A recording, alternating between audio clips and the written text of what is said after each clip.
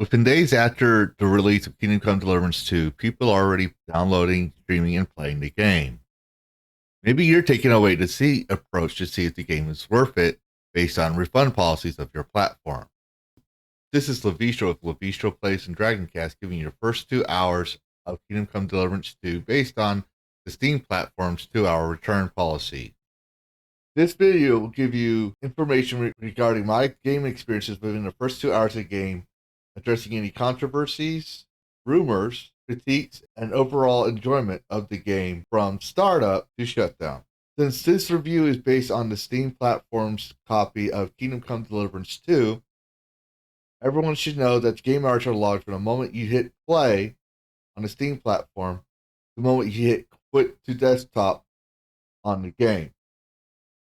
This video, as I've stated, is to help you make an informed decision as opposed to paying for the game, playing it, and refunding it and wasting your time. Fair warning, there will be spoilers ahead. Before reaching the main menu, the game will ask you to agree to the End User License Agreement, EULA, and will ask if it's okay to share your data. I'm one of those gamers that refuses to share my data with game companies. It is something that has never been asked for in the past and should not be asked for or even entertain the notion of taking from players. However, since they asked you this in the beginning before the main menu, I have a certain amount of respect for that. It is not in the settings, and if you click no, you do not want your data to be shared, you can still continue forward. After passing those two panels, the game will eventually load up and you'll be taken to the main menu where you'll be able to continue the game. But before you do, I highly suggest you look at settings and adjust your settings to your preferred tastes and needs. For example, one feature they have on the settings is FPS mode, which was very beneficial for me when the game started having some issues. Another new feature they have, unlike in Kingdom Come Deliverance 1, is key binding, so you can change your key settings. And the control, and I will say that the control style for Kingdom Come Deliverance 2 is totally different in Kingdom Come Deliverance 1. For example, in Kingdom Come Deliverance 1, I played with a controller, so B button was sprint, and in Kingdom Come Deliverance 2, it is the left thumbstick button. All right. So that's one thing I would do. They also feature a photo mode. I did not get into that. But once you're satisfied with the settings, go straight into the new game. This could take about 3 minutes to adjust your settings. Maybe a little bit more or less, depending on how well your PC is built or how you want to set the game. And after that, you'll go through a 3 minutes and 20-second cutscene. It is skippable, but it'll give you some background of the situation, and you find yourself in the middle of a siege, playing as Priest Godwin, and you find yourself in armor, and you have to help out with the repelling the invaders. Personally, to me, this part of the game doesn't make sense story wise, because I mean, in the KCD1, you see Henry riding off to the sunset, and you come to this game, and you're in the middle of the siege, just Father Goodwin. Not much is telling you what's going on. Like for me personally, I'm like, why is this here? The only thing I can surmise is to give you a bit of action, a taste of the action that you're going to see later on in game, while also giving you a chance to use the crossbow.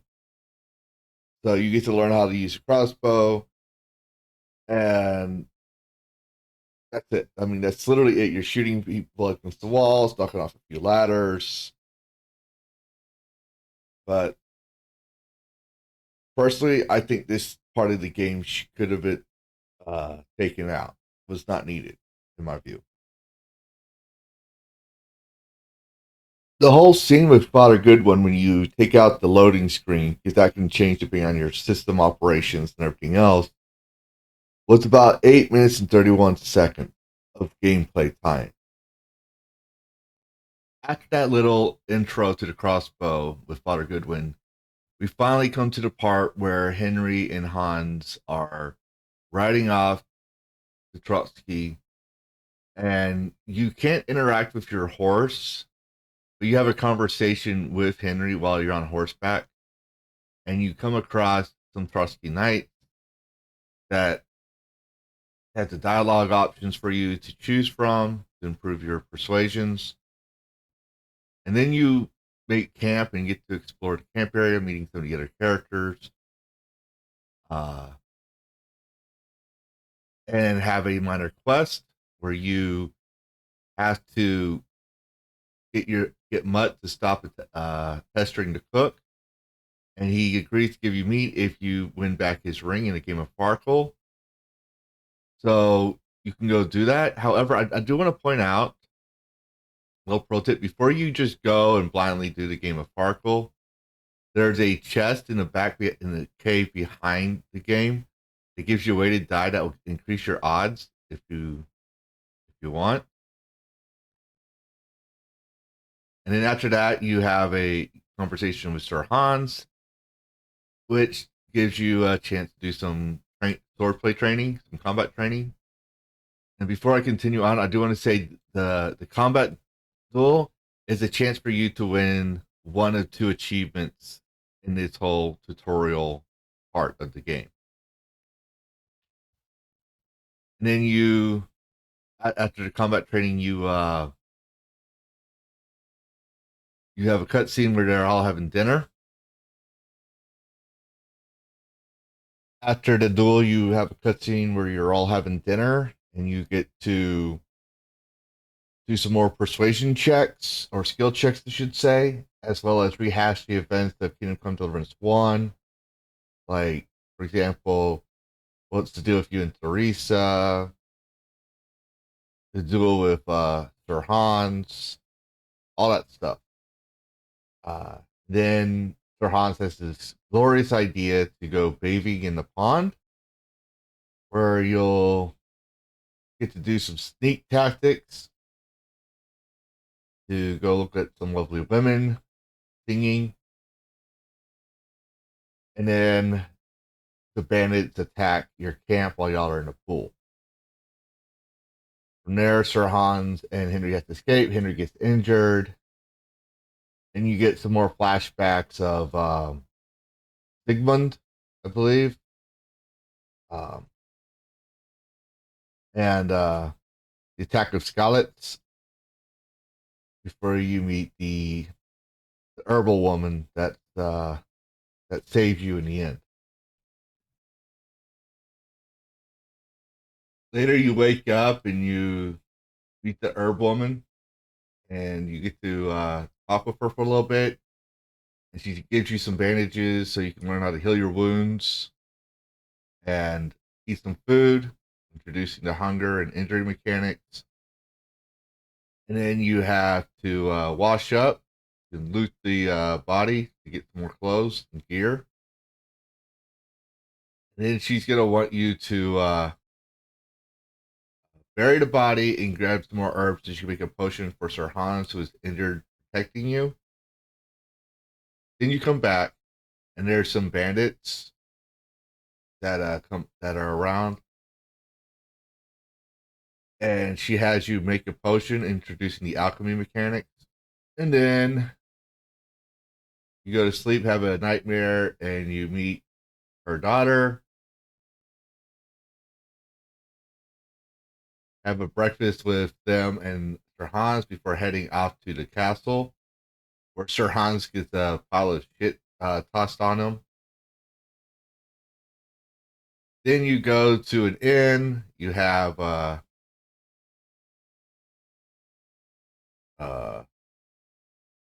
conversation with the innkeeper. He has you go to work to pay off your meal. Sir Hans starts a fight. You have a tavern brawl. You get put in the stocks. Then you're finally able to explore the world.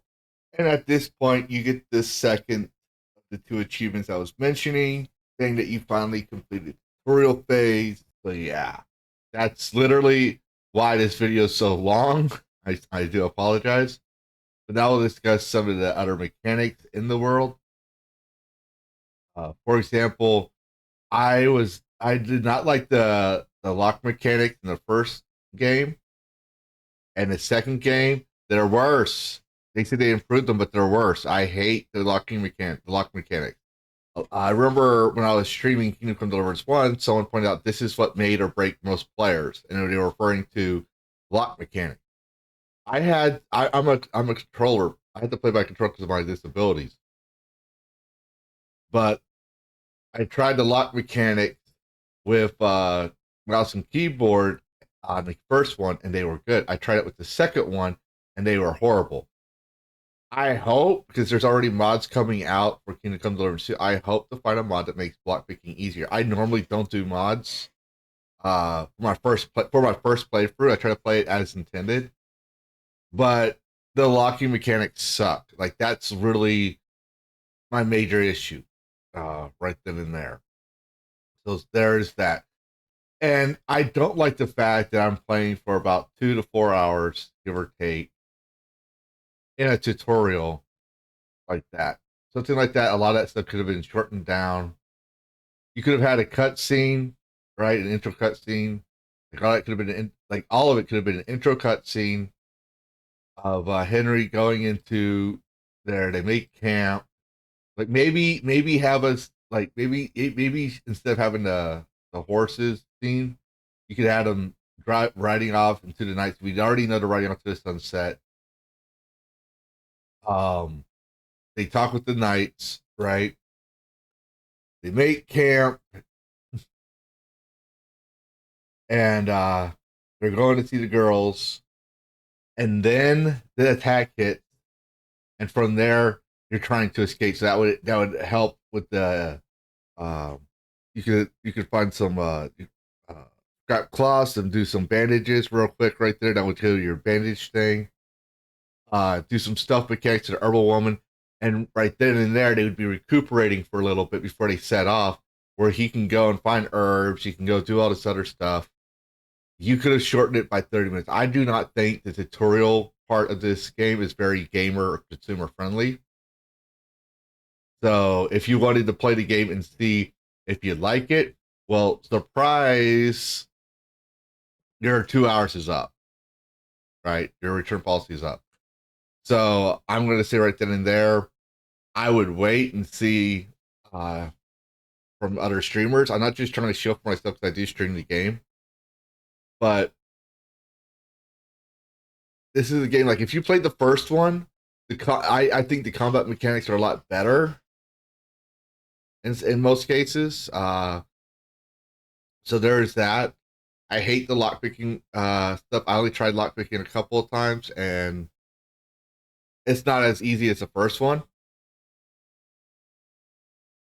Definitely not an improvement. They could have done better, right? Uh, so there's that. I will also say that before you leave the herb woman's house, if you decide to play the game, make sure you take advantage of the fact that you have to go picking herbs and increase your survival skills and herbologist skills, and then make a fuck ton of potions after she's done. If you go back and make some fuck ton of potions before going back to sleep, or as soon as you get out the stocks, go find an alchemy table because there's one nearby. Go do that real quick, and then there's a uh,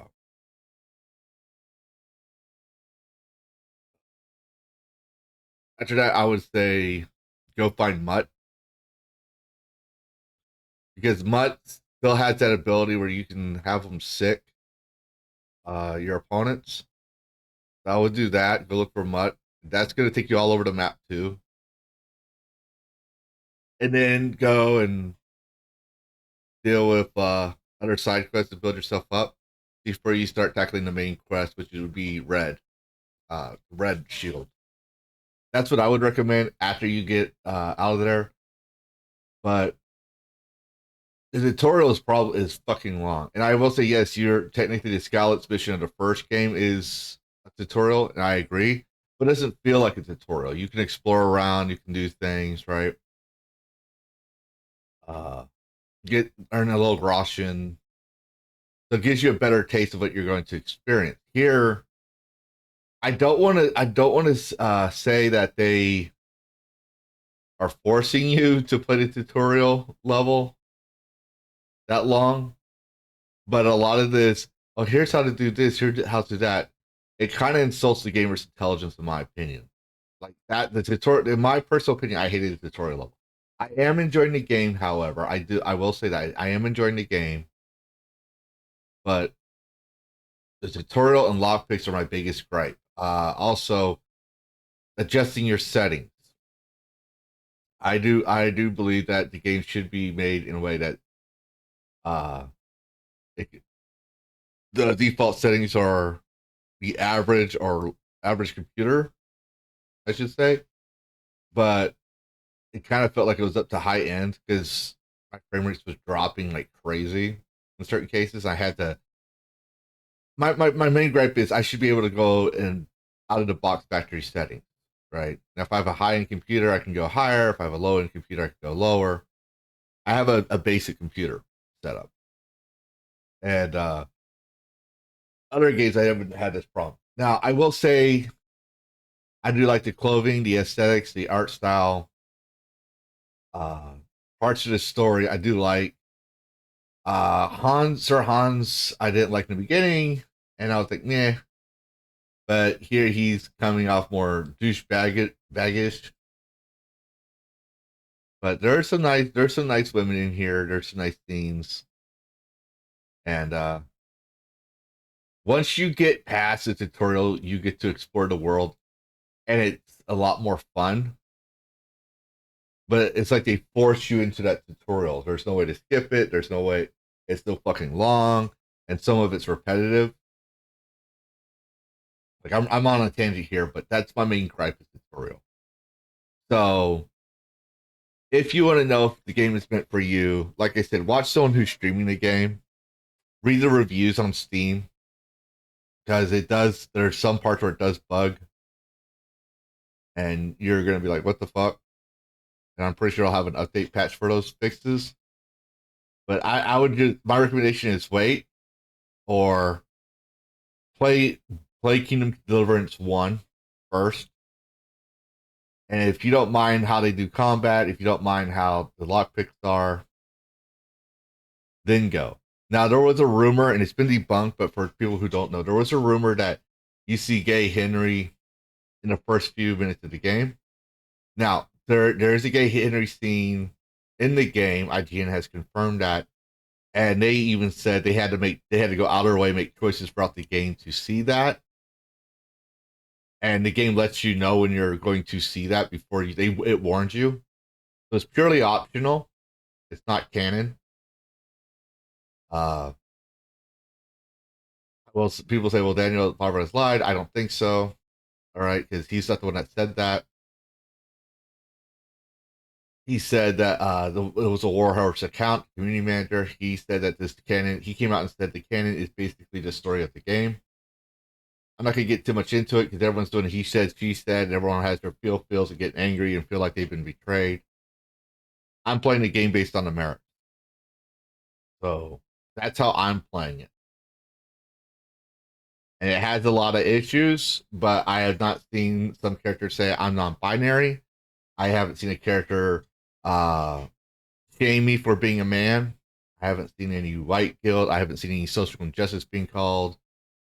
Basically, it's medieval Bohemia, and it's a good game. But there's just some parts where I'm like, really, like I have to go across the map, all over the place. I have to go this way. I have to go that way, and the tutorial is just like my main issue is the tutorial. That's my main issue. That and a lockpick. So, all right. that's what I have to say on the subject. I hope this 2-hour review has given you some context on the game. And sorry for the spoilers. I kind of had to do that. So now you know what to expect, and decide if Kingdom Come Deliverance 2 is worth it for you or not. If you're still undecided, stay tuned for the end credits, because it'll show my Lavistro plays hours where I'm streaming the game, as well as Dragoncast where I cover all the news. Okay, y'all have a good day now. Bye. Reclaim gaming and Dragoncast! Fire breathing wide, screaming loud. Lavistro's here to shake the crowd. Psychotic dragon ready to ignite. Hold on tight, we're taking flight. Worlds clash in endless collision. Gaming news with a fierce precision. With a spark so wild it breaks the norm. In the tempest's eye,